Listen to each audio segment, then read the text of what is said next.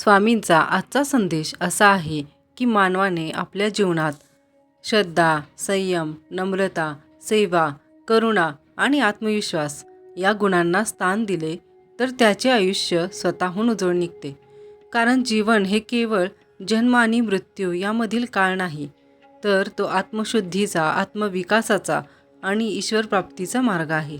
या मार्गावर चालताना अनेक अडचणी, दुःख, अपमान, अपयश, संकटे येतात, परंतु त्यांनाच घाबरून थांबू नये.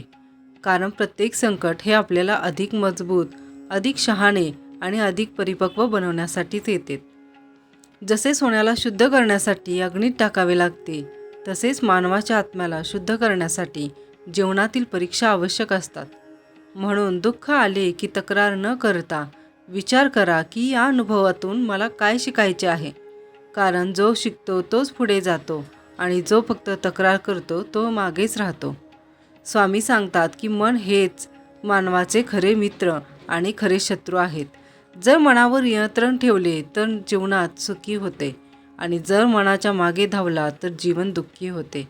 म्हणून रोज थोडा वेळ स्वतःशी बोला, आपल्या विचारांची तपासणी करा, वाईट विचारांना थांबवा, चांगल्या विचारांना वाढवा.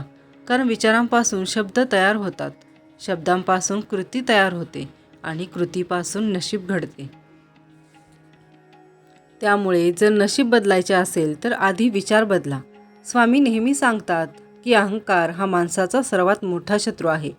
कारण अहंकार माणसाला अंध बनवतो, त्याला स्वतःच्या चुका दिसू देत नाहीत आणि इतरांचा आदर करायला शिकवत नाही. म्हणून जितके यश मिळेल तितके अधिक नम्र व्हा. कारण झाडाला जितके फळ लागते तितकी त्याची फांदी खाली झुकते. तसेच खरा माणूस महान तेव्हाच बनतो जेव्हा मोठेपणा मिळूनही साधेपणाने वागतो. स्वामींचा संदेश असा आहे की पैसा, प्रतिष्ठा, पद, प्रसिद्धी ही सर्व तात्पुरती आहे. आज आहेत तर उद्या नसतील, पण तुमचा स्वभाव, तुमची प्रामाणिकता, तुमची सेवा आणि तुमची श्रद्धा हीच खरी तुमची संपत्ती आहे, जी मृत्यूनंतरही तुमच्यासोबत राहते. म्हणून फक्त पैसे कमावण्यामागे धावू नका, तर चांगला माणूस होण्याचा प्रयत्न करा. कारण चांगुलपणा हा जगातील सर्वात मोठा धर्म आहे.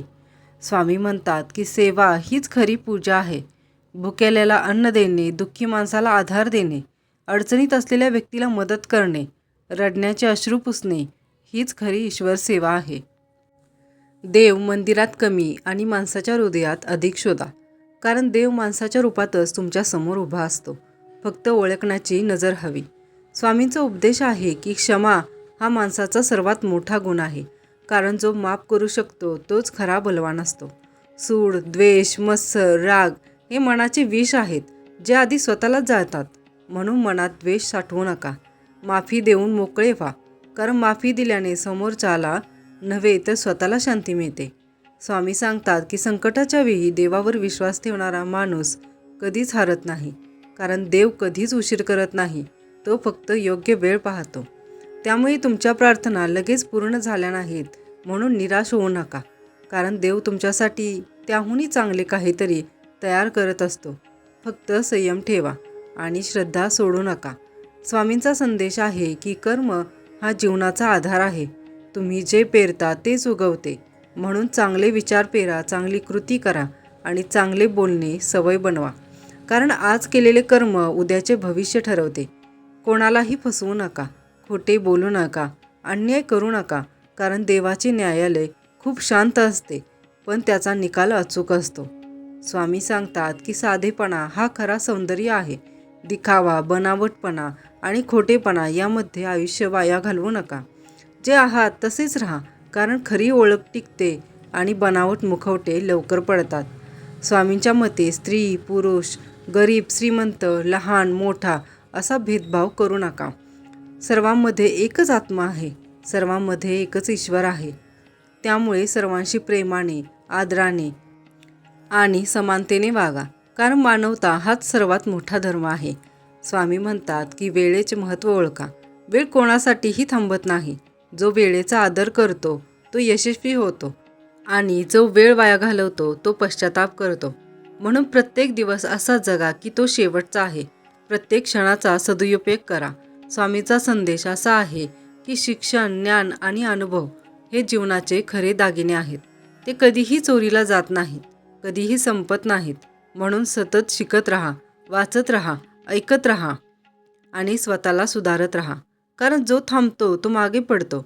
स्वामी सांगतात की भक्ती म्हणजे फक्त जप, पूजा, आरती नव्हे, तर प्रामाणिक जीवन जगणे, सत्य बोलणे, दुसऱ्याचे दुःख समजून घेणे आणि स्वतःच्या अहंकाराला नमवणे हीच खरी भक्ती आहे. जेव्हा तुमचे मन शुद्ध होते तेव्हाच तुमची प्रार्थना देवापर्यंत पोहोचते. स्वामींचा संदेश असा आहे की कधीही हार मानू नका. कितीही अडचणी आल्या तरी उभे राहा, पुन्हा प्रयत्न करा. कारण पराभव हा शेवट नसतो, तर तो यशाकडे जाणारा एक धडा असतो. ज्याने पडून उठायला शिकवले तोच खरा विजेता असतो.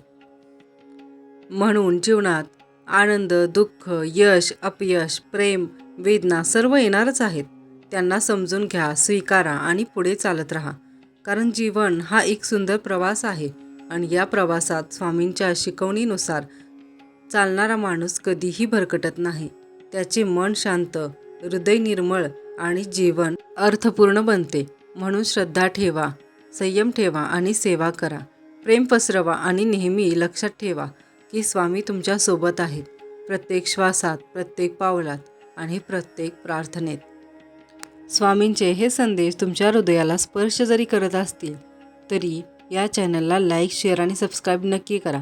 अशाच स्वामींच्या नवीन विचारांसोबत भेटूया अशाच नवीन व्हिडिओसोबत.